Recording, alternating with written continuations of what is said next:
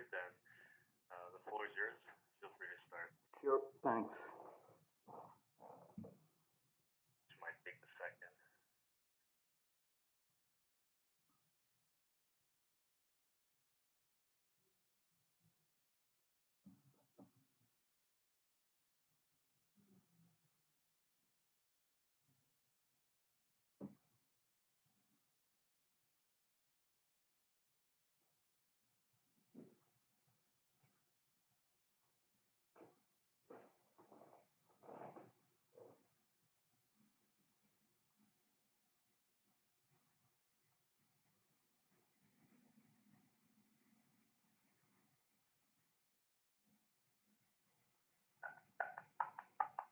The host has the recording feature on. Okay, good morning and welcome everyone to this webinar series on Azure. My name is Girish and I'm the technical specialist at Tech Data. If you have been following our sessions, we have been doing this for the last 7 months or so, in which we pick up a topic and try to give you information on that. And the topic for today is availability sets within Azure. So today we'll discuss some of the concepts that you need to know when it comes to deploying this solution within the Azure infrastructure.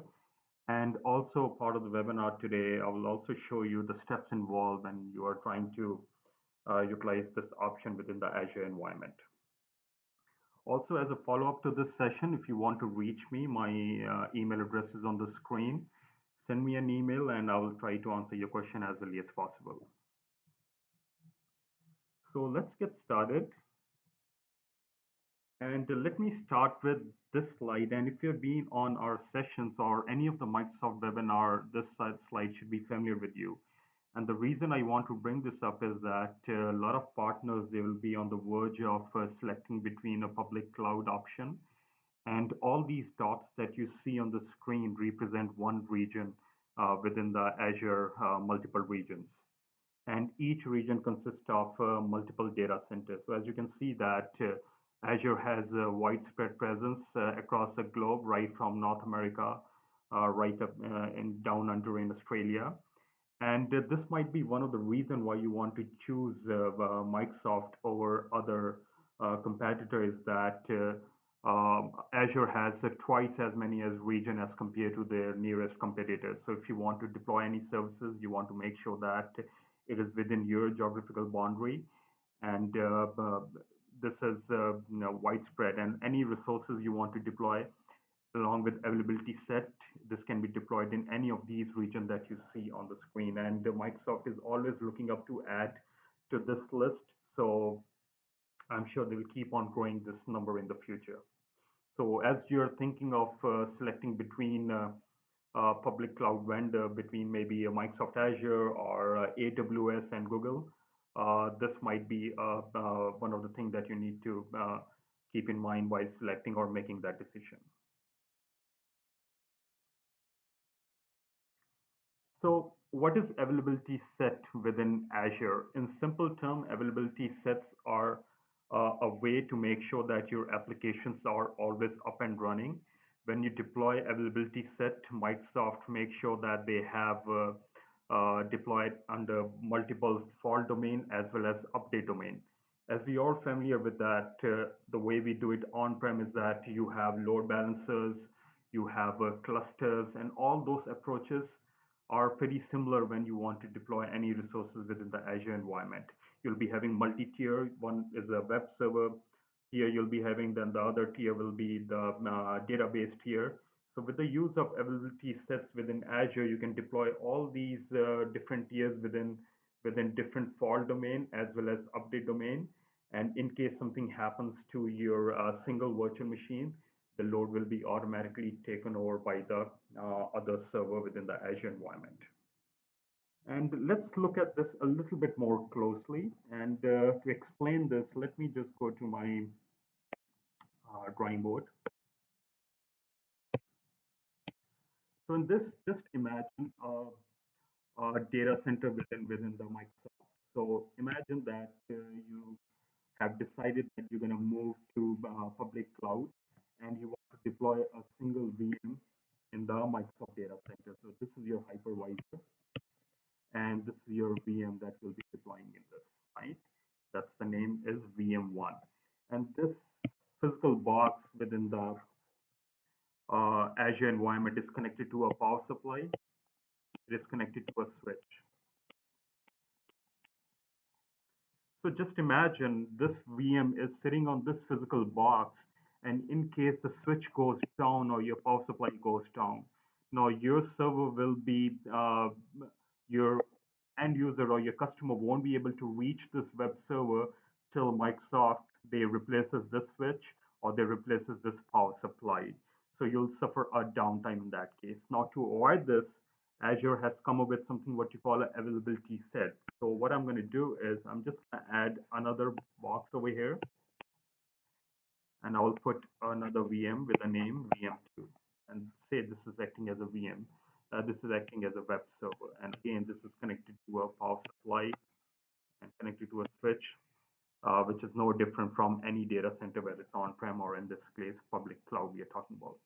Now, when you deploy this within the availability set, the onus is on uh, Azure to make sure that they are in separate fault domain and they are in separate update domain.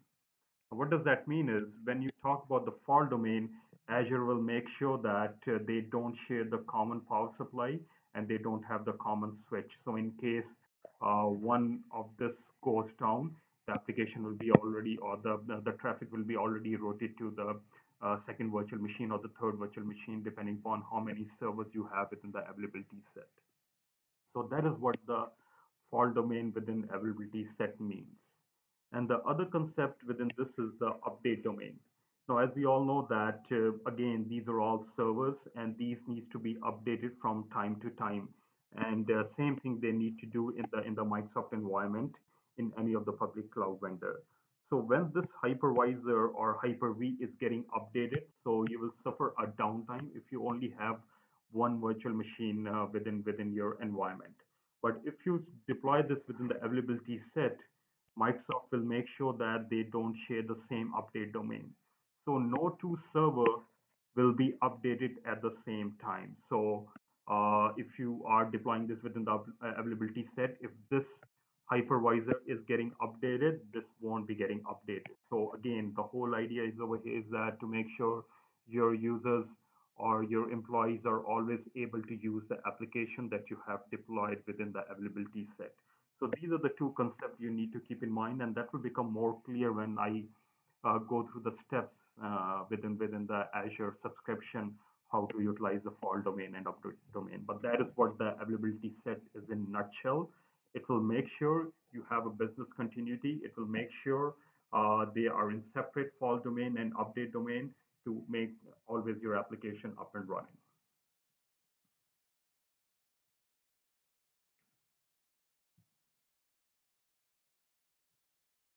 And this is what this slide depicts. So this is an availability set which is deployed on physical machine. They have a power unit and a rack switch. And when you deploy this within the multiple availability set, they are deployed on separate physical server. And in case one virtual machine within the availability set goes down, the VM1 will be there to take over the load. So that is what availability set is in a nutshell. Now, other thing which comes into play when you're talking about this business continuity option is the managed disk versus unmanaged disk. Now, managed disk was introduced by Azure in beginning of last year, and since then it has been very popular. And they have very stringent SLAs, so they offer 99.99% of SLAs when it comes to managed disk versus unmanaged disk. Now, to explain this, let me just go the way it was prior to the managed disk option. So to explain this, as you can see on the left side on the screen, when you deploy any workload within Azure, you need to create a storage account within the unmanaged disk. So the VM1 has a storage account with the names storage account 1, storage account 2, and storage account 3. Now, even when you deploy this within the availability set, the chances are that all these storage account might fall under the same storage unit. It means they will be under the same update domain and same fault domain. So the whole idea of making your application highly available will be lost, even if you have deployed availability set by using unmanaged disk. And then they introduced the concept of managed disk because of various other reasons. This was one of the reasons that managed disk is the preferred option over unmanaged disk, because with managed disk, Azure will take care uh, uh, in the background creating of your storage account. So you don't need to go through that drill of creating the storage accounts. Azure will take care of that one. And other thing they will do is that it will make sure when you use the managed disk within the availability set, they are deployed within the separate storage unit. So storage unit 1 will not be shared with the storage unit 2 for the second VM, and same thing for the storage unit 3 for the third VM. So even in case one of the storage unit goes down, it will not have any impact on your availability set, and your application will be always there to be used. So that's why it is highly recommended that you select manage disk whenever you're creating your availability set within the Azure, and that is the default option or the default choice when you're trying to use this solution.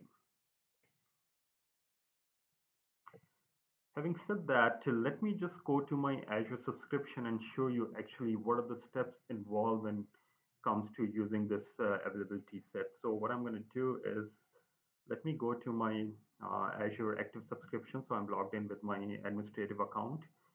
In case you want to deploy this, what you have to do is you will go to create a source and just do a quick search for availability set.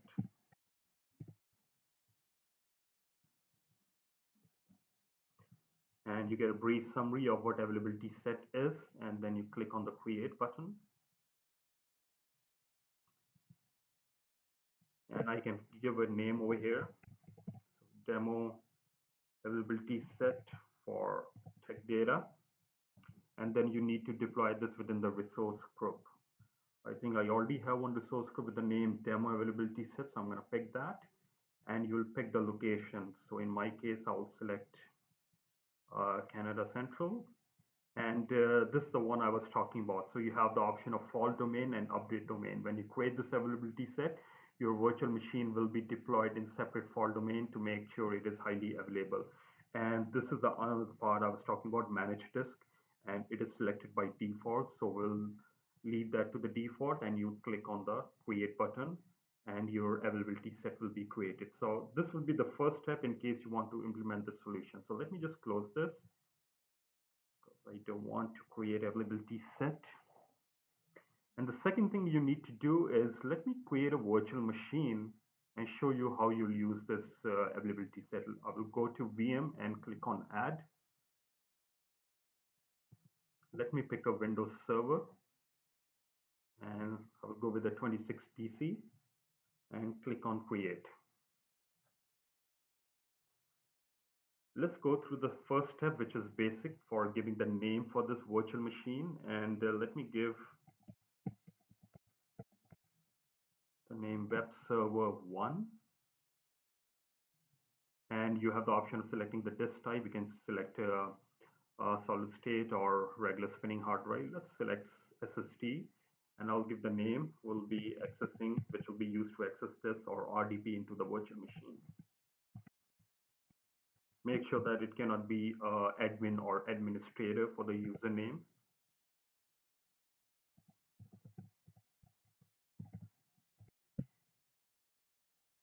Subscription will be pay as you go, and I would like to keep this in the same resource group in which I have created my availability set. So it will be demo AS, and I'll use Canada Central and click on OK.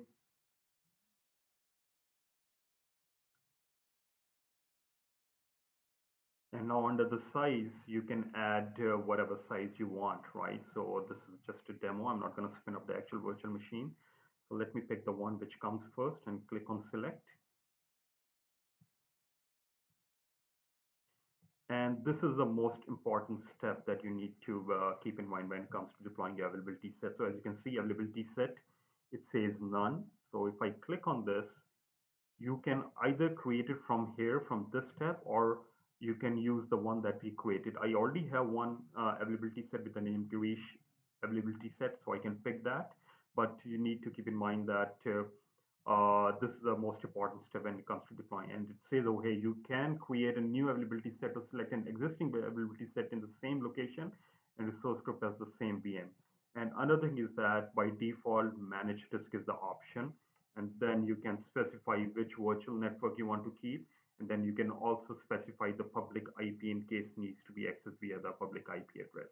I can create new public IP address and I can either give a dynamic or static.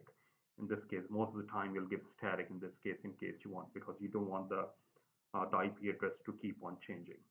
So this is the step to add your virtual machine to the availability set. So depending upon how many VMs you want to keep it within the availability set, so you need to go through this procedure for that many times. So if I'm deploying two virtual machines, you need to go through this drill for putting under the availability set. So what I'm going to do is I will come out of this. I don't want to consume my resources and increase my bill. So let me just come out of this. So after you have created the availability set and deployed your virtual machine within this set, the third thing that you need to do is create a load balancer. So you'll go to the load balancer. If you don't see load balancer in this area, you can go to create a resource and you can do a quick search for load balancer by typing load balancer and it will take you over there. So let me go to my load balancer.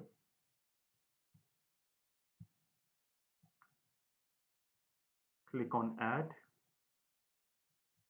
And here you can give the name. So let's give the name TD.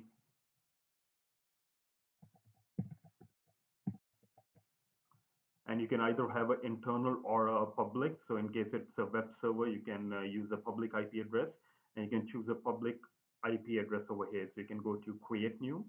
So this will be the public facing IP address and you can select a static or dynamic in this case. And this will be in front of these availability set that will be used to access these virtual machines. So let me close this because I have already created an availability set. So these are the 3-4 steps that you need to remember when it comes to deploying the solution. So what I have done is if I go under the resource group, because I have put all these things within one resource group with the name demo availability set, and I have two web server. So if I can show you that I have the name of my virtual network, which is DemoOS VNet. Then I have the availability set name. Then for each load balancer is the load balancer, which will be placed in front of these availability set. Then I have the two VMs. One is VM1 with an operating system disk, and then I have the network security group, which can be used to control the inbound and outbound traffic. And then I have the second virtual machine, VM2, which is acting as a web server too. And then it has its operating system disk and the network security group. So let me close this too. And let me show you the load balancer options that you get with when you're deploying this. So I'm going to expand GUI Shelby. And few things that you can configure over here is that if you go under the settings, you need to put these VMs in the backend pool. So these two VM1 and VM2 that we have, you can click over here and under the add button, you can give a name for the backend pool and you will add the virtual machines or the servers that you have created within the availability set. So that's one thing you need to create within the backend pool. And the second thing you can do is you can also configure the health probes. So I have created one, but if you're creating for the first time, you can click on add and you can give a name for your health probe. And basically this is uh, to uh, to specify how often you want or the amount of time it takes to lab for the probe attempts to take place. By default, it is 5 seconds for interval, and for unhealthy threshold, it is 2 consecutive failure. So in case your virtual machine is not able to be reached, so it will try for 2 times, and the third time somebody's trying to reach that web server, the traffic will be automatically routed to the second virtual machine within the availability set. So that is what you create within health probe. And after you have created the health probe, you can go to the load balancing rule, and you can also create a load balancing rule for the incoming traffic. So it will automatically take the front end IP address. You can give the name. It can be either IPv4 or IP version 6, and you can specify the port. In this case, it's 80, and you can click on the OK button. So these are the three things you need to configure within the load balancer when you create within the availability set. So what I have done is I have two web server with the name VM1 and VM2, which are already there and it's running, as you can see in the running state. And let's do a quick test because these are running as a web server and I have deployed this within the virtual machine. So let's go to my resource group.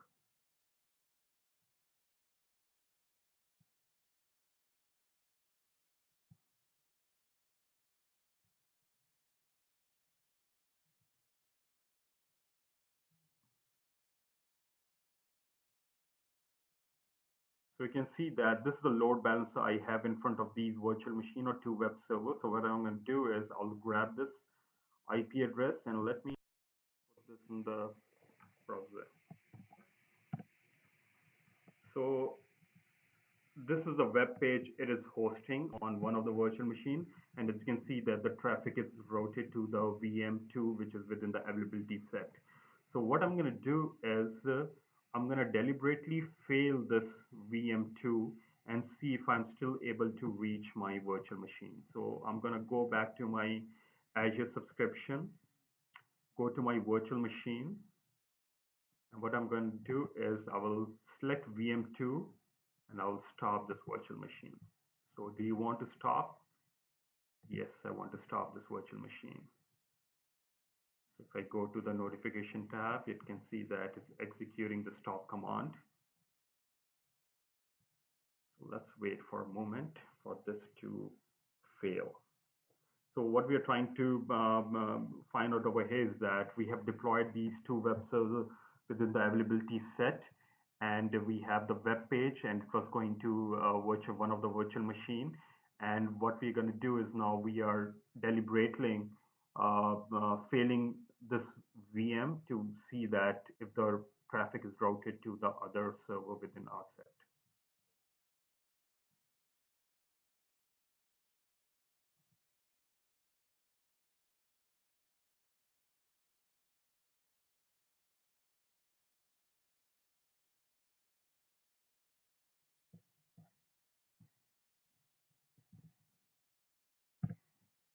Okay, so here we go. I refresh the page, and because VM2 is experiencing some sort of DR, disaster kind of scenario, and my traffic is automatically routed to the web server one, which is within my availability set. So that is the whole idea of uh, having the availability set within your environment to make sure that they're in a separate update domain, separate fault domain. So in case something happens within the Microsoft data center, your application will be still running and your users are still able to consume those resources. So that is what is this solution in a nutshell.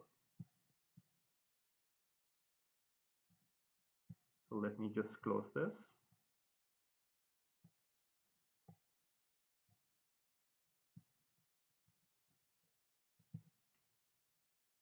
Okay, so with this, it brings me to the end of this webinar. I hope you found this useful, but if you want to reach us, the email address is on the screen.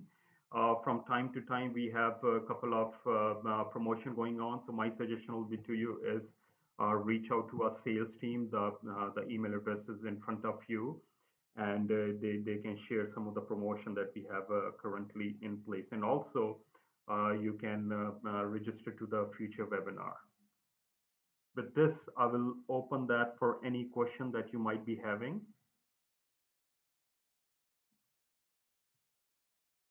Thanks, Bruce, for that presentation.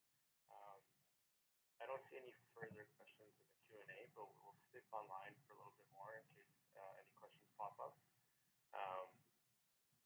Just a reminder that we will send the recording and the deck for your reference. Look out for that in your email box. And just remember to sign up for the future sessions and series for this Azure series. We have them bi-weekly every 2 weeks, and we try to make it a continuous topic. So we started off a couple weeks ago with the basics in Azure, and we've been moving forward in a continuous pattern with infrastructure as a service, and now we did Avail Set for IaaS. The next two sessions will be around business continuity. So it'll be for backup for one session and disaster recovery for the following session. And just as a high level, if you're familiar with DR disaster recovery scenarios, you can have them in what's called hot, cold, or warm style. This would be kind of a hot style where highly available and both machines are running in lockstep, as mentioned by one of our attendees. And backup would be more of a cold style, which would be the next webinar, and the following one will be Azure Site Recovery, which will be more of a warm style. So we'll get into that in future webinars. Be sure to, like I mentioned, we'll stay on for another minute or two. But with that being said, if anyone has any questions, and have a great day, and thanks a lot for joining.